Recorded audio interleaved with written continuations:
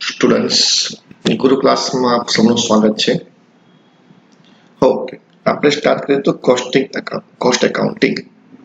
Last વિડીયોની અંદર cost accounting શું છે, એમાં શું શીખવાનું છે અને કોસ્ટ શીટ વિશે આપણે થોડીક માહિતી લીધી હતી, બરોબર છે. હવે આજે આપણું પહેલું ચેપ્ટર છે મટીરિયલ.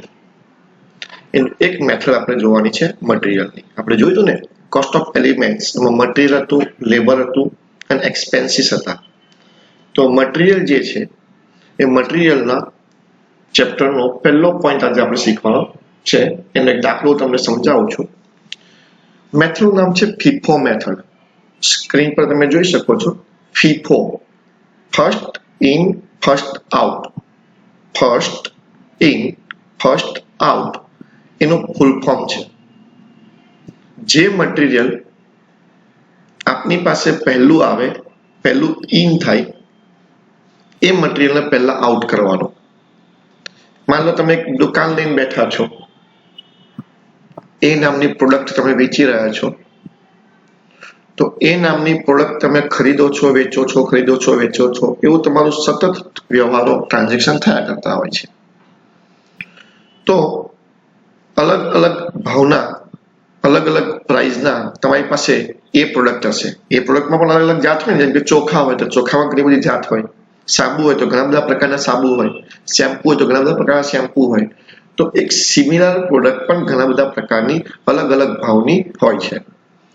તો તમારી પાસે અલગ અલગ ભાવના એ નામનું પ્રોડક્ટ રિસીવ તમે કરશો, મતલબ ખરીદશો.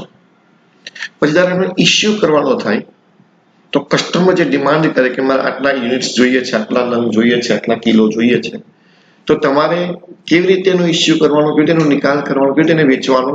તો સૌથી પહેલો સ્ટોક જે આવ્યો હોય એમાંથી તમારે એમાં આપ્યા કરવાનો. એ પતી જાય તો એના પછી જે આવ્યો હોય તે, એ પૂરો થાય પછી એના પછી આવ્યો હોય તે. તો આ રીતે આપણે ફીફો મેથડને ફોલો કરીશું. What is a FIFO method? Explain its advantage and disadvantages. First in, first out. FIFO method. Under this method, material are issued, એટલે કે બહાર કાઢવામાં આવે છે, આપવામાં આવે છે, નિકાલ કરવામાં આવે છે. In the order, એટલે કે ક્રમ, in which they are received in the store. મતલબ આપણા સ્ટોર્સની અંદર જે ક્રમે આપણને મટીરિયલ મળ્યું હોય એ ક્રમે એને ઇસ્યુ કરવાનું. જે પહેલું મળ્યું હોય એને પહેલા, એના પછી મળ્યું એના પછી, એના પછી મળ્યું એના પછી, આ રીતે ઇસ્યુના ઓર્ડર, રિસીવના ઓર્ડર પ્રમાણે ઇસ્યુ કરવાનું. The material issued first are issued first. જે આપણે પહેલું મટીરિયલ લીધું હોય એને આપણે પહેલું ઇસ્યુ કરીશું. In other words, all stock are issued first, new stock are issued afterwards. એટલે જૂનો સ્ટોક એ પહેલા જશે, નવો સ્ટોક પછી જશે.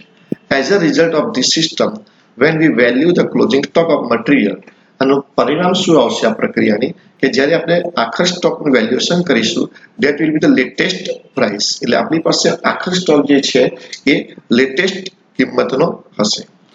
Materials, this method of pricing is most suitable in timing of falling price. એટલે આ પદ્ધતિ ક્યારે બજારની અંદર વધારે પ્રચલિત બનશે, ક્યારે આપણે વધારેનો ઉપયોગ કરી શકાય? જ્યારે પ્રાઇસ સતત ઘટ્યા કરતી હોય. Because the issue price of material to job અથવા તો work order will be high. Materials issued from the earlier lot which were purchased at a higher price, while the cost of replace of material will be low. But in the case of rising price, this method is not suitable. એટલે તમે ઊંચી કિંમતે વસ્તુ ખરીદવી હોય અને જો તમે એને પહેલા ન આપો, સતત ભાવ ઘટ્યા કરતો હોય, તો ઊંચી કિંમતે ખરીદેલી વસ્તુ તમારે સાવ નજીવી કિંમતમાં આપવી પડે. એટલે એ સ્ટોક આપણે પહેલા આપી દેવાનો રહેશે. હા, વધતી કિંમત હોય એટલે ભાવ સતત વધતો હશે તો આ મેથડ સુટેબલ નથી. એના માટે આપણે બીજી મેથડ જોઈશું, LIFO method, last in first out. એ પછીના આપણે વિડીયોમાં જોઈશું. Okay. Because the issue price of material to job of work order will be low, will cost of replace material will be high. બરોબર? તો એ આપણે ફીફો પદ્ધતિમાં નથી, લીફો પદ્ધતિમાંનો ઉપયોગ કરીશું. એના એડવાન્ટેજીસ શું છે? This method is simple and easy to operate. એક તો આ મેથડનો ઉપયોગ કરવો બહુ સરળ છે. Closing stock of material reflect at current market price, એટલે આખરી સ્ટોક જે છે એ ચાલુ બજાર કિંમત પ્રમાણે રહેશે. This system is good for slow moving item of material, મતલબ જે વસ્તુઓનું મુવમેન્ટ બહુ સ્લો થાય છે, મતલબ કે બહુ જલ્દી વેચાતી નથી, એવી વસ્તુઓ માટે આ સિસ્ટમ વધારે સારી છે. This method is more useful when price are falling in the market. આપણે જોયું ને કે ભાવ ઘટતો હોય તો આ પદ્ધતિ વધારે વ્યવસ્થિત છે, સુટેબલ છે. અને deteriorations and obsolescence can be avoided, મતલબ અવરોધો હોય છે એને આપણે એવોઇડ કરી શકીશું, મતલબ ભાવમાં જે ચેત થતા કરે એને આપણે એવોઇડ કરી શકીશું. ઓકે, હવે આપણે એક એક્ઝામ્પલ એનો લઈ લઈએ. તો પહેલા હું તમને એક્ઝામ્પલ બતાવી દઉં. જોયું, આ દાખલો આપણે અત્યારે ગણીશું. Example number 1, from the following transaction of receipt and issue of material. તમને રિસિપ્ટ અને ઇશ્યુ, આવક અને જાવકના અમુક વ્યવહારો તમને આપેલા છે. Prepare store ledger accounts as per FIFO method of Mitsu limited, New Delhi, for the month of July 2019. The company had 500 valued ₹2,000 as on 1st July 2019. Company પાસે 1લી જુલાઈએ 500 યુનિટ પડ્યા હતા પ્રોડક્ટના, અને એની ટોટલ વેલ્યુ હતી 2000. બરોબર છે.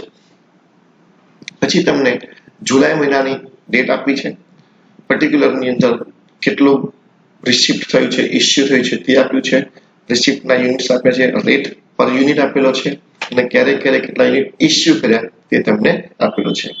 બ્રેકેટમાં નીચે આન્સર આપ્યો છે, ક્લોઝિંગ સ્ટોક 1200. ઓકે, તો આપણે આ દાખલો કેવી રીતે ગણવાનો છે જોઈએ. તો સૌથી પહેલા તમારે આ દાખલાનો ચાર્ટ કેવી રીતે બનાવવાનો તે જોઈ લો. તો આ રીતે આપણે ચાર્ટ બનાવીશું. Price stores ledger under the FIFO method. પહેલું કોલમ ડેટનું, પછી પર્ટિક્યુલરનું કોલમ, પછી 3 મુખ્ય કોલમ બનશે, રિસિપ્ટ, ઇશ્યુ અને બેલેન્સ, બાકી, આવક, જાવક અને બાકી. અને આ ત્રણેય કોલમની અંદર બીજા 3 પેટા કોલમ બનશે, સબ ડિવિઝન રાખીશું. એક છે ક્વોન્ટિટી, જથ્થો, રેટ પર યુનિટ અને વેલ્યુ, કુલ રકમ. Quantity, rate, value, quantity, rate, value, એવું દરેકની અંદર આપણે રાખીશું. ઓકે મિત્રો, ખ્યાલ આવી ગયો દરેક જણને. તો આ રીતે લીફો, ફીફો નું પણ આપણે આ રીતે બનાવવાનું રહેશે. ઓકે, ચલો સૌથી પહેલા 1 જુલાઈ, તારીખમાં ગડબડી ના થાય એ ખાસ જોતા રહેજો. બરોબર છે, તારીખને આપણે ઓર્ડર પ્રમાણે ચાલવાનું રહેશે. 1લી જુલાઈના રોજ 500 યુનિટ, જેની કુલ રકમ ₹2000 છે. તો આપણે પહેલા એ લખી દઈએ. તો ડેટના કોલમમાં આપણે લખીશું જુલાઈ, એક જ વખત લખીશું, ફરી લખવાની જરૂર નથી, 1st. બરોબર છે. અને અહીંયા આગળ આપણી પાસે ઓપનિંગ બેલેન્સ છે, એટલે લખીશું ઓપનિંગ બેલેન્સ. ઓકે, અને સીધા ઓપનિંગ બેલેન્સમાં જતા રહીશું. કેટલાનું ઓપનિંગ બેલેન્સ છે? 500, જેની ટોટલ વેલ્યુ કેટલી છે? 2000. ઓકે, અને 2000 ટોટલ વેલ્યુ છે, 500 નંગ છે, તો ભાગાકાર આપણે કરીશું તો ₹4 પર યુનિટનો રેટ આવશે. Is it clear? સમજણ પડી દરેક જણને? પહેલો પોઈન્ટ ખબર પડી ગઈ. 1લી જુલાઈના રોજ ઓપનિંગ બેલેન્સ હતું આપણી પાસે, કોઈ આવક નહીં, કોઈ જાવક નહીં, સીધું જ બેલેન્સ. અને એમાં 500 નંગનું બેલેન્સ છે, ₹2000 ટોટલ એની વેલ્યુ છે. એટલે 2000 ને આપણે 500 થી ભાગી નાખ્યા એટલે ₹4 પર યુનિટ આપણને મળી ગયું. હવે 4થી તારીખે ઇસ્યુ કર્યું છે 200 યુનિટ. ઇસ્યુ કરવા એટલે આપવા, બહાર આપવા. બરોબર ને? ઇસ્યુ કરવા, રિસિપ્ટ એટલે આવક, ઇસ્યુ એટલે જાવક. 4થી તારીખે આપણે 200 યુનિટને ઇસ્યુ કરવાના છે. તો અહીં આગળ લખીશું 4થી તારીખ. બરોબર છે, ઇસ્યુ કરીશું. ઓકે, ત્યાર પછી કેટલા યુનિટ? 200 યુનિટ. શું રેટ છે? આપણે ₹4 રેટ છે, એટલે આપણે ₹800 માલ આપ્યો. Is it clear? અહીંથી ખબર પડી. તો હવે આપણી પાસે બેલેન્સ કેટલું રહ્યું? તો ક્વોન્ટિટી કેટલી હતી? 500 હતી ને, 200 ગતિ રહી, 300 ક્વોન્ટિટી રહેશે. બરોબર છે. રેટ કેટલો રહેશે આપણો? જે છે એનું એ જ. અને હવે કેટલા રૂપિયાનો માલ રહેશે આપણી પાસે? ₹1200. क्लियर 500 नंग हता 200 नंग इश्यू कर्या એટલે કે 2000 નો માલ હતો 800 રૂપિયાનો માલ આપણે ઇશ્યુ કરી દીધો એટલે 1200 રૂપિયાનો માલ આપણી પાસે રહ્યો ઓકે 5 તારીખ રિસીપ્ટ કેટલા નંગ 200 નંગ કયો ભાવ 4 રૂપિયા ને 25 પૈસાનો ભાવ ઓકે તો હવે આપણે રિસીપ્ટ માં જઈશું ચલો કઈ તારીખ છે આપણી રિસીપ્ટ ની તારીખ 5 તારીખ છે ઓકે ચલો રિસીપ્ટ કરીશું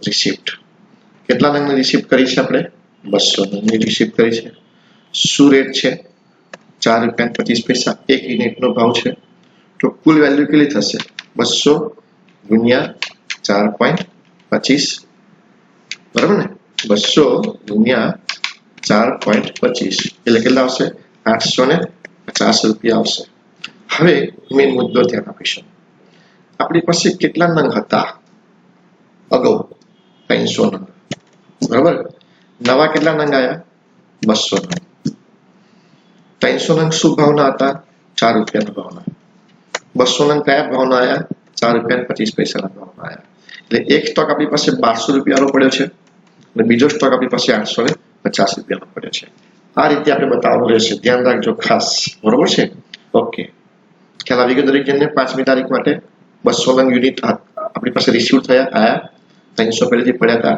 બેલેન્સ ની અંદર અલગ અલગ રેટ વાઇઝ આપણે અલગ અલગ રીતે ડિસ્ટ્રીબ્યુટ કરીશું ચાલો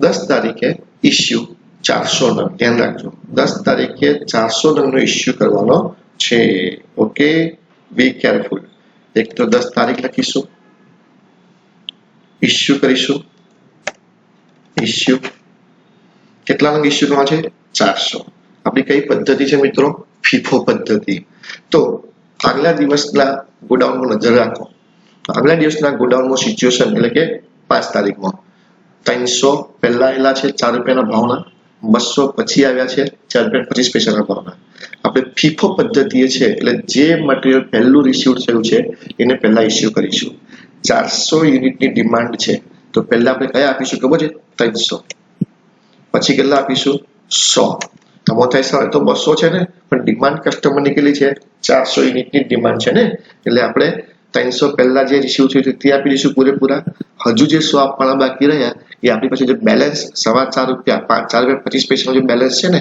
એમાંથી આપી દઈશું એટલે આ 3 રૂપિયા જે છે એ કેટલા ભાવનો હતો 4 રૂપિયા અને પેલા 4.25 ના ભાવના એટલે આ 1200 રૂપિયાનો માલ પૂરેપૂરો જતો રહ્યો ઠીક છે અને આ કેટલા આવશે 425 ઇઝ ઇટ ક્લિયર તો હવે આપણા ગોડાઉનનો માલ કેટલો રહ્યો મિત્રો ખાલી 100 જ નંગ કેટલા ભાવનો 4 રૂપિયા ને 25 પૈસા અને એની કિંમત કેટલી થશે 425 એટલે અત્યારે આપણા ગોડાઉનની અંદર આપણા સ્ટોરની અંદર કેટલો જથ્થો છે 100 ક્વોન્ટિટી કયો રેટ છે એનો 4 રૂપિયા ને 25 પૈસા એટલે 425 નો રેટ છે ચલો 12 તારીખ 10 પછી 12 તારીખે રિસીપ્ટ થઈ કેટલા નંગની રિસીપ્ટ થઈ છે 150 જેનો રેટ કેટલો આપ્યો છે 4 રૂપિયા ને 10 પૈસા ચાલો કઈ તારીખ હતી 12 તારીખ શું કર્યું છે આપણે રિસીપ્ટ કરી છે તો અહીં લખીશું રિસીપ્ટ ઓકે કેટલા નંગની રિસીપ્ટ કરી છે આપણે 150 નંગની રિસીપ્ટ કરી છે કયો રેટ લગાવ્યો છે 4 રૂપિયા ને 10 પૈસા એટલે 150 ગુણ્યા 4 રૂપિયા ને 10 પૈસા કેટલા આવશે 150 ગુણ્યા 4 રૂપિયા ને 10 પૈસા 615 રૂપિયા બરોબર ને એટલે અહીં આવશે 615 રૂપિયા ક્લિયર થયો દરેકજણને 450 150 ગુણ્યા 4 રૂપિયા ને 10 પૈસા 615 રૂપિયાનો સ્ટોક આવ્યો ચલો ગોડાઉનમાં જતા રહીએ આપણે પહેલા કેટલા નંગ છે 100 નંગ બીજા કેટલા નંગ આવ્યા 150 100 નંગ કયા રેટના હતા 4 રૂપિયા 25 પૈસા બીજો કયો રેટ આવ્યો 4 રૂપિયા ને 10 પૈસા 425 નો માલ હતો 615 નો માલ બીજો આવ્યો ઇઝ ઇટ ક્લિયર ચાલો નેક્સ્ટ 15 તારીખ ઇશ્યુ કરવાનો છે કેટલા નંગ ઇશ્યુ કરવાનો છે 200 નંગ ઇશ્યુ કરવાના છે ચાલો 15 તારીખે ઇશ્યુ કરીશું ઇસ્યુ કરીશું 200 નંગ. તો પહેલા 100 નંગ ઉપર આપી દઈશું પહેલા, બરાબર છે. બીજા 100 નંગ પહેલા ₹4.10 આપીશું, એટલે ₹4.25 વાળા અને પછી ₹4.10 વાળા. Is it clear?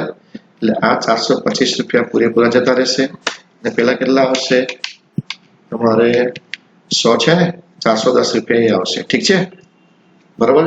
હવે આપણા ગોડાઉનમાં કેટલો માલ રહ્યો? 50 નંગ માલ રહ્યો. શું ભાવનો? ₹4.10 ના ભાવનો.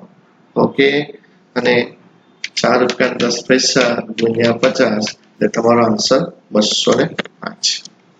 તો 15 તારીખમાં ખ્યાલ આવ્યો. કસ્ટમરની ડિમાન્ડ કેટલી હતી? 200 યુનિટની, જેમાંથી 100 નંગ આપણે ₹4.25 ફીફો પદ્ધતિ ચાલે છે એટલા માટે, બાકીના 100 150 માંથી આપીશું, 150 માંથી. બંનેનો રેટ અલગ અલગ છે. ઓકે, ચલો આગળનું ટ્રાન્ઝેક્શન જોઈએ. 20 તારીખે રિસિપ્ટ કરી છે 300 નંગની, જેનો રેટ કેટલો આપ્યો છે? ₹4.50. તો 20 તારીખ આપણે રિસિપ્ટ કરવાની છે. રિસિપ્ટ થઈ ગઈ. કેટલા નંગની રિસિપ્ટ કરવાની છે આપણે મિત્રો? 300 નંગની રિસિપ્ટ છે, રાઈટ. જેનો રેટ કેટલો છે? ₹4.50. 300 ગુણ્યા ₹4.50 એટલે કે ₹1350 માલ આવ્યો. ચલો આપણા ગોડાઉનની સિચ્યુએશન શું છે? તો 50 નંગ તો પહેલેથી પડ્યા જ છે, 300 નંગ બીજા આવશે. આપણા 50 નંગનો રેટ હતો કેટલો? ₹4.10 નો રેટ હતો, અને પહેલાનો રેટ કેટલો હતો? 4.50. એટલે આપણી પાસે પહેલેથી ₹205 નો માલ હતો અને ₹1350 નો માલ આપણે રિસીવ કર્યો. Is it clear? ખ્યાલ આવે છે દરેક જણને? ચલો હવે આપણે 25 તારીખ ફરી રિસીપ્ટ કર્યા. કેટલા? 400. શું ભાવ છે એનો રેટ? ₹4 પર યુનિટ એનો રેટ છે. રિસિપ્ટમાં જવાનું છે, રાઈટ. ચલો કઈ તારીખમાં રિસિપ્ટ કર્યું છે મિત્રો? 25 તારીખમાં રિસિપ્ટ છે. ફરીથી આપણે રિસિપ્ટ કરીએ છીએ. ઓકે, કેટલા યુનિટનો રિસિપ્ટ કર્યું છે મિત્રો? 400 યુનિટ. શું રેટ હતો એનો? ₹4. ઓકે, એટલે ₹1600 આપણે યુનિટ થાય. ઓકે, ચલો 1600. હવે ગોડાઉનની સિચ્યુએશન જોઈએ આપણી પાસે. ગોડાઉનની સિચ્યુએશન શું છે? તો ગોડાઉનની અંદર પહેલા 50 હતા, 300 હતા, અને નવા કેટલા આવ્યા? 400 આવ્યા. એટલે ₹4.10 નો રેટ હતો, બીજો ₹4.50 નો રેટ હતો, અને હવે લેટેસ્ટ આવ્યો ₹4 નો રેટ. કુલ રકમમાં જોઈએ તો ₹205 હતા, 1350 હતા અને 1600 હતા. ઓકે, હવે આટલો સ્ટોક અત્યારે 3 વેરાયટી પડી છે આપણા સ્ટોકની અંદર, અલગ અલગ રેટની, બરોબર. ચલો નેક્સ્ટ શું કહે છે? 30 તારીખ ઇસ્યુ કર્યા. કેટલા ઇસ્યુ કર્યા? 450 યુનિટ. યાદ રાખજો, 30 તારીખે 450 યુનિટને આપણે ઇસ્યુ કરવાના છે. ચલો 30 તારીખ કેટલા ઇસ્યુ કરવાના છે? ઇસ્યુ 450 યુનિટને આપણે ઇસ્યુ કરવાના છે. કેટલા? 450. તો હવે તમે આટલો જોયા પછી તમને ખ્યાલ આવી જવો જોઈએ કે આપણે પહેલા કયા આપીશું? 50, બરાબર. પછી બીજા કયા આપીશું? 300. એટલે 350 થયા. હજુ કેટલા ખૂટ્યા? 100, બરાબર ને મિત્રો. ચલો 50 એટલે ₹4.10. પછી 300 નો માલ જે છે કયા ભાવનો હતો? ₹4.5 નો, અને પેલા 4 જે આપીશું એ 4. એટલે ₹205 નો પૂરેપૂરો માલ કપાઈ ગયો, જતો રહ્યો. 1350 પૂરેપૂરા જતા રહ્યા, અને આમાંથી માત્ર 400. ઓકે, થઈ ગયા ને? 450. આપણો ડિમાન્ડ કેટલી હતી કસ્ટમરની? 450 ની. અને ફીફા પદ્ધતિ પ્રમાણે જે લોટ પહેલા હોય એને પહેલો આપવાનો, 50, પછી 300, હજુ 100 ખૂટ્યા એટલે 400 થી આપીશું. હવે આપણા ગોડાઉનની અંદર કેટલો માલ રહેશે? કોઈ કહેશે મને? છેલ્લા 400 થી 100 ગયા એટલે 300 નંગ રહેશે. કેટલા રહેશે? 300 નંગ. ગોડાઉનની અંદર ક્વોન્ટિટી કેટલી રહેશે? 300. અને એની વેલ્યુ કેટલી છે? રેટ કેટલો છે? ₹4 પર યુનિટ. તો પછી કુલ વેલ્યુ કેટલી આવશે? 1200. અને આપણો દાખલો પૂરો થઈ ગયો. તો તમે જો દાખલો ક્લોઝ આન્સર કેટલો આપ્યો છે? ક્લોઝિંગ સ્ટોકની વેલ્યુ કેટલી છે? 1200. તમે તમારા એમાં જુઓ ક્લોઝિંગ સ્ટોકની વેલ્યુ કેટલી છે? 1200 છે ને. આ જે ક્લોઝિંગ સ્ટોકની વેલ્યુ આપણી આવી ગઈ. કેટલા આવી ગઈ? ક્લોઝિંગ સ્ટોકની વેલ્યુ 1200. ક્લિયર? સમજણ પડી ગઈ દરેક જણે મિત્રો? આવડ્યું? તો આ આપણો ફીફો પદ્ધતિનો દાખલો રેડી પૂર્ણ થયો. હવે એકાદ બે દાખલા તમને આપું તો આવડે જાતે કરી શકશો ઘરે અને મને બતાવશો એકાદ દાખલો કરીને આવું રીતે હજુ કરાવો બીજા બે ત્રણ દાખલા. ચાલો એક કામ કરજો ને, આનો દાખલો ફરી જાતે કરજો, બરોબર? પછી બીજા વિડીયોની અંદર બીજા દાખલાઓ બતાવું છું તમને કરીને તમને મોકલાવું છું અને પછી તમને હું હોમવર્ક આપીશ, બરોબર? આ દાખલો ફરી તમે ક્વેશ્ચન સ્ક્રીનશોટ લઈ લેજો અને ક્વેશ્ચન એકલો લઈને ફરી આખો દાખલો ગણજો જાતે અને પછી જુઓ કે તમારું ક્યાં ક્યાં ભૂલ આવે છે. બને ત્યાં સુધી તો ભૂલ નહીં જ આવશે. ઓકે મિત્રો, ચલો, થેન્ક યુ વેરી મચ.